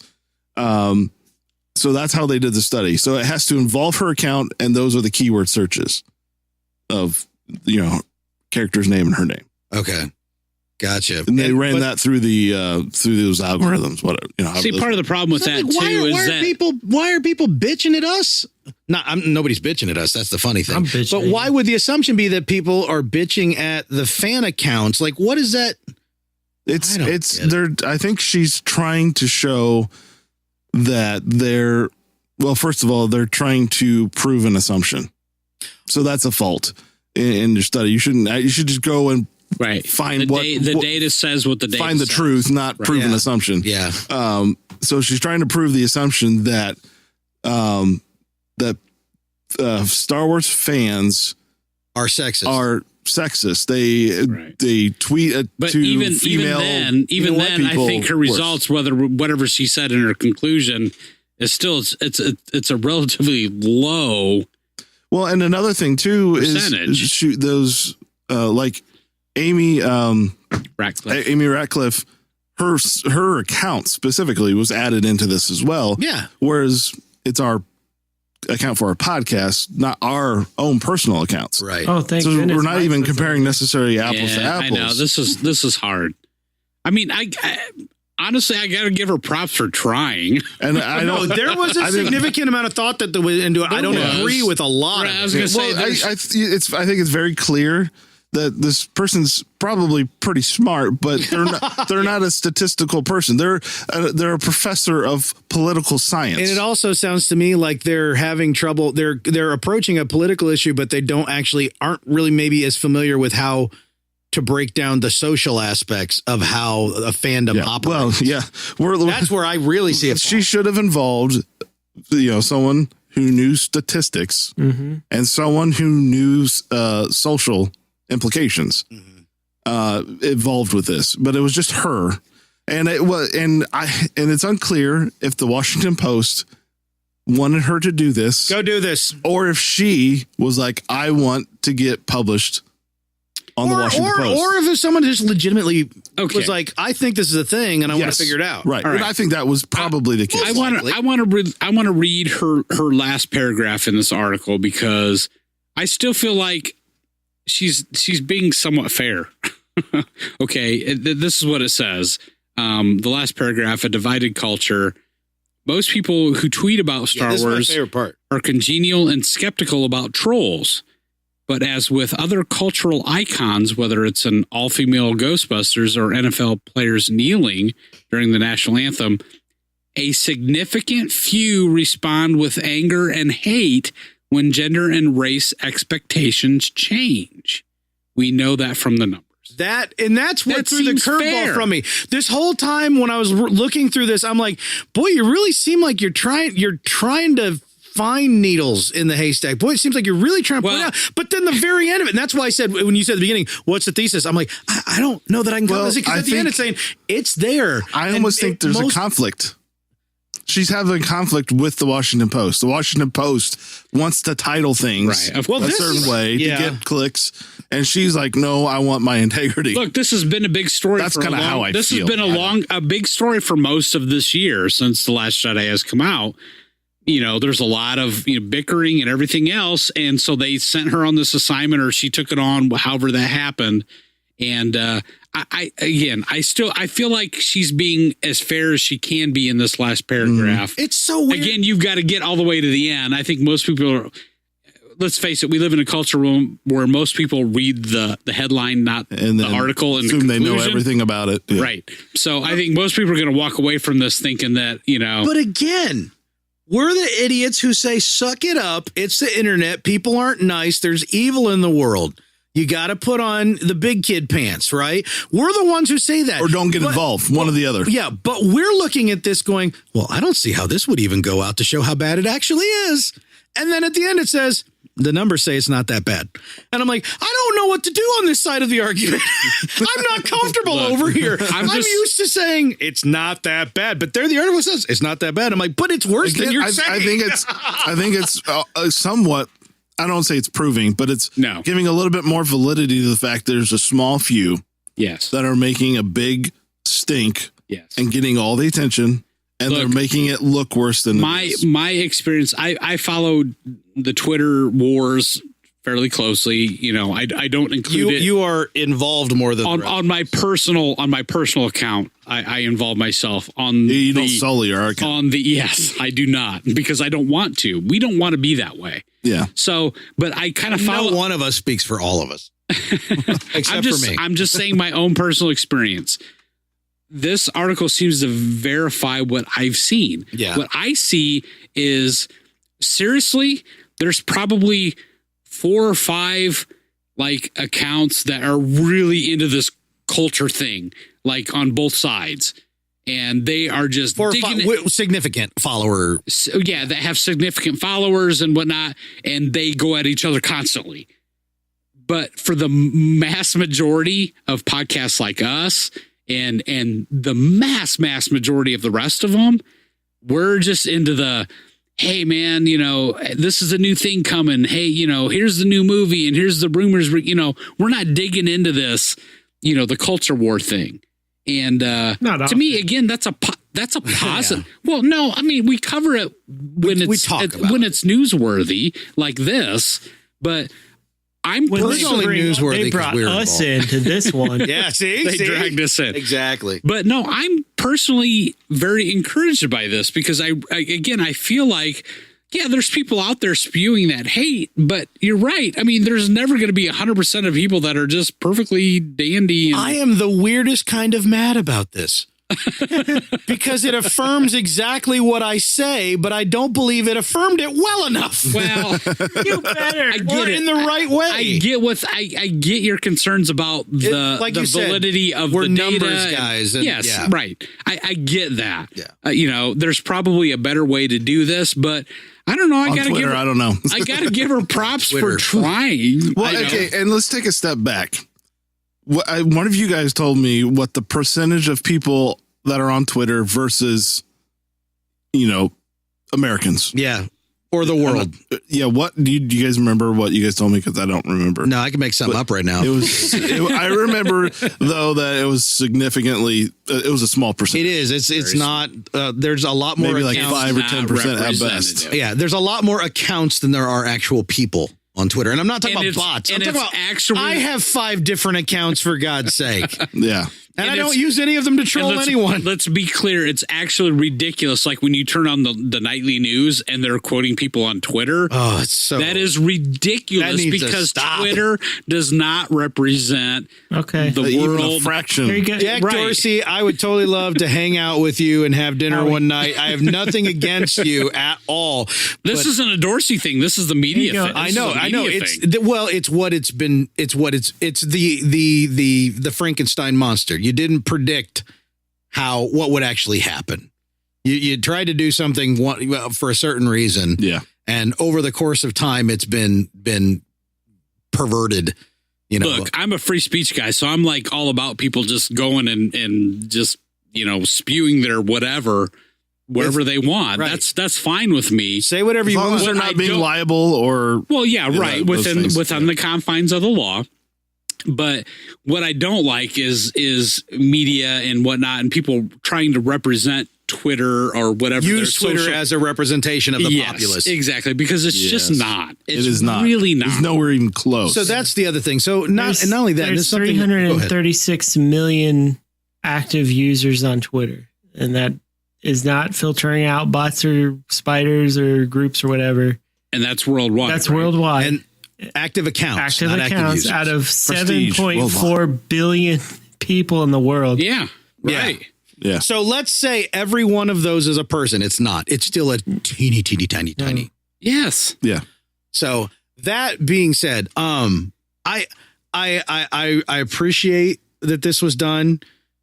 Like anytime It's interesting. anytime I dig into the guts of the statistical analyses that are done on these types of It social could have things, been done my better. teeth, I don't know. I don't know if there's anybody who can do it better who's willing to do it. Sure. Right. For these types of I subjects. think the only. Because it's too squishy for a valid statistician to go, yeah, I'll get into that. Yes. Yeah. Star Wars. What? A valid statistician. It doesn't. Star Wars. Nothing. These social issues, and Twitter, and Yeah, using you're right. using store bought algorithms, and I'm in quotes, but I mean off the shelf algorithms to discover. Like a valid statistician will just go, no. I like my career. Thank you. Yeah. So I don't know that it will or could be The done only thing better, that I really. find interesting that I think has some validity is comparing itself within itself, and comparing the Star Wars searches to Kelly Marie Tran versus male and female podcasters. Comparing that within itself, the numbers mean nothing. 7.7, 8.5, that means nothing. But against each other, 7.7 to 8.5 is something, and 12.1. I mean, so that Point out the first thing Garrick said after looking into the data himself when he texted us. He goes, "Am I getting this right? Or are they using number of tweets as an end value?" right. Which is another thing on this. I'm like, Yes. like one person could go on 100 tweet tirade. And before we recorded, I'm like, let's reduce it like this. Well, I decided to use a selection of 2 accounts, and 50 of the tweets were from one account were hate speech. 50 of the tweets from the other account had no hate speech. So 50% of both accounts were hate speech. That's similar. You see what I'm saying?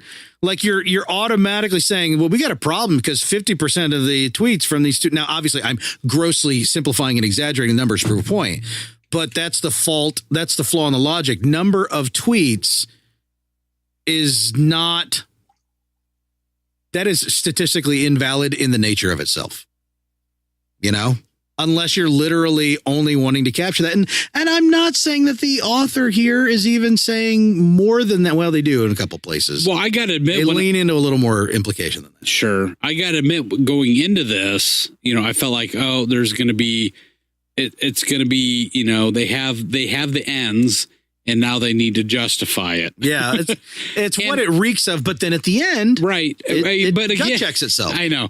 But again, it's classic. I don't know. It's a classic article in the sense that, you know, if they want to be honest, they have to give the correct conclusion. So, you know, do that at the end.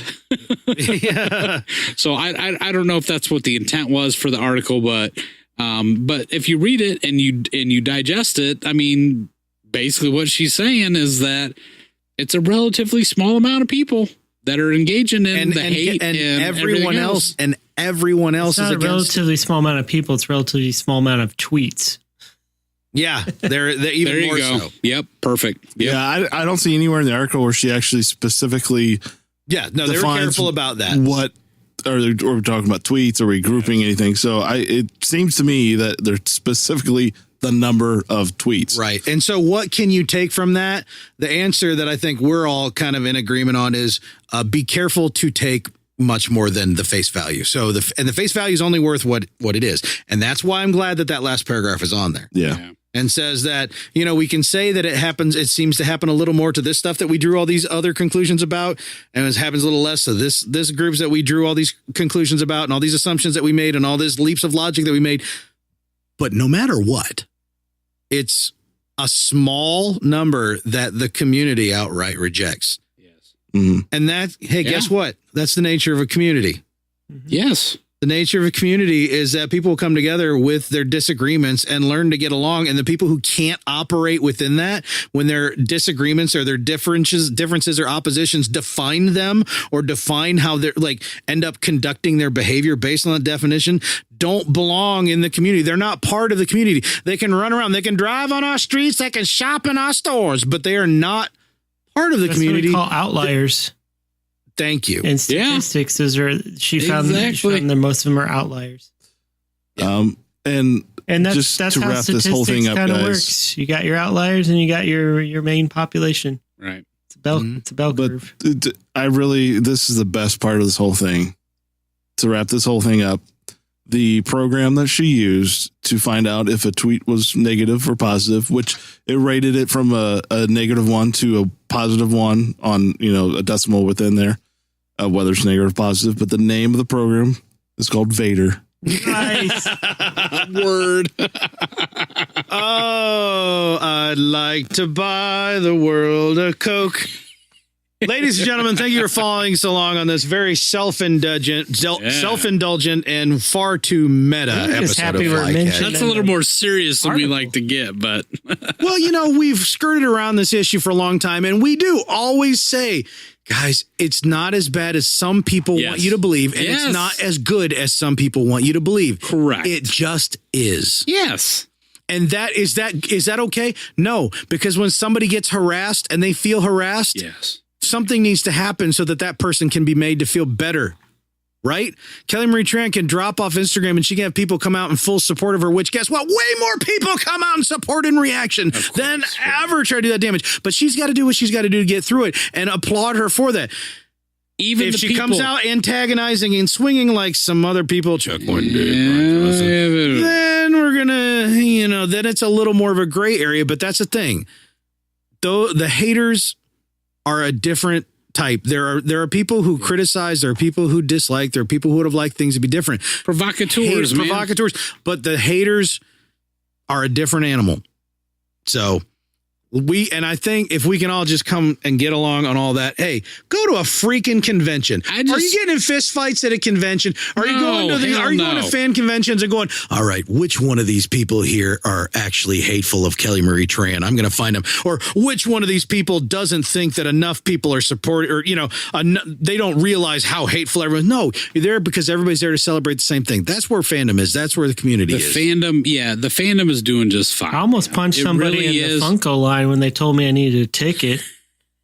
Well, yeah, But see, then a dude, when you wanted to get into the con store, they're like, oh yeah, no, you need to get a ticket to get a reservation again. And we were sitting there like, what is this bullcrap? And then like out of magical thin air, dude pops up and he goes, here, you can have my ticket, little boy. What's up? And gives Garrick a ticket for like 30 minutes for them. And Garrick goes, oh, thanks. And then didn't use it. So That's besides the point. You didn't have to mention that part. But the dude just saw the look of disappointment on Garrick's childlike face. had an extra ticket. And he just stopped and said, you can have my ticket. And then he gave him his jersey and they both drank Coke together. Aww. It was His name? gorgeous. Mean Joe Green. That's right. Mean Joe. Mean Joe just showed up right there in Orlando to try to save the day. Speaking of saving the day, why don't you run out to iTunes, Stitcher, iHeartRadio, I don't know, wherever the crap you're getting this stuff, and give us a nice 5-star rating on YouTube. thumb up, and the YouTube. Check out the YouTubes, baby. Give us a subscribe and give us a thumb up the butt, whatever you do. I want 35 subscribers by next time. I want Yeah, an man. up thumb. And I only Gotta want get that 6% hot up thumb. harassment. That's right. That's our target, Not apparently. 7, not 5. No. Get that sweet No. 6%. If we want to get that 7.7%, we're going to have a lady on the podcast. Oh, yeah. And that's the thing. Oh, Hey, I don't think Oh, that's 8.5. we don't know any ladies that want to be around us when we talk about this I don't stuff. think Amy's on a podcast anymore. Oh, really? Is she between podcasts? She's between podcasts. She's too smart to come back She down is. to She's our way level. too She's probably heard it. She's anyhow, but yeah, run out, give us a nice little review so we can reach more listeners just like you. And follow us on Twitter at FlyCasual1138, where you can take part in the circus of vitriol. That, frankly, does not happen. It doesn't. It doesn't. Our Twitter account. It's far more positive than you think, Oh people. my! And it's not a bunch of butt padding either. It's not a bunch of artificial crap. It's just people having honest threw the discussion. curve. We love. and we love having hearing from fun, you baby, and having fun. That's right. Go to Twitter. That's what Jack Dorsey wanted for you. He wanted you to have fun. Wanted Yeah, you to- right? So I'm Going to giving our Jack Twitter some credit accounts here. like drinking Jaeger bombs. Oh no, Oh wait, that's wrong. no, maybe a little. I've had way too many Jaeger bombs tonight. Oh geez. Oh no. I see 7 cans of Red Bull. Or 2 or 1.5. And here I am struggling to finish my iced tea. In the meantime, also, but yeah, YouTube. What's the YouTube name there? Just search for Fly Casual Podcast. Fly Casual Podcast on the YouTube, where you can listen there. And apparently, Mike's doing some pulling out some of our, for putting whatever up- reason, look, little we're- snippets. We're putting up the eps now, so if that's your platform, You can watch Mike frantically try to get the right Well, ViewComic up. To me, I think that's the best part of the YouTube. We'll be is- watching Mike trying to keep up. yeah, watching Mike click well, we've frantically. already had comments that that's the best part is me trying to keep up with the podcast. Oh, that's already happening? It is already happening. I am so behind. This is the best. Now I can't wait now. I feel like I've got my all my entertainment just cut out for the next couple of weeks.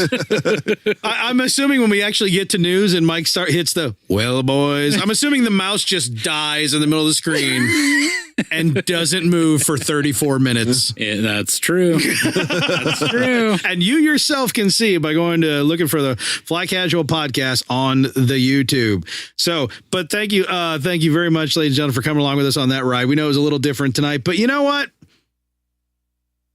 Time to set the record straight. Yeah, man. You know, Yeah. time to be frank. So let's put some of this crap behind us and go on to being diehard fans of a little thing called Star Wars. I'm Corey. Over there's Mike. Over there's Howie. Ding. And Garrick. Rest in peace, Jerry Orbach. Rest in That's peace. right. Oh, man. My Disney Yeah. prince. Try the gray stuff. It's delicious. Like jelly. Oh, he's dead. Gray jelly.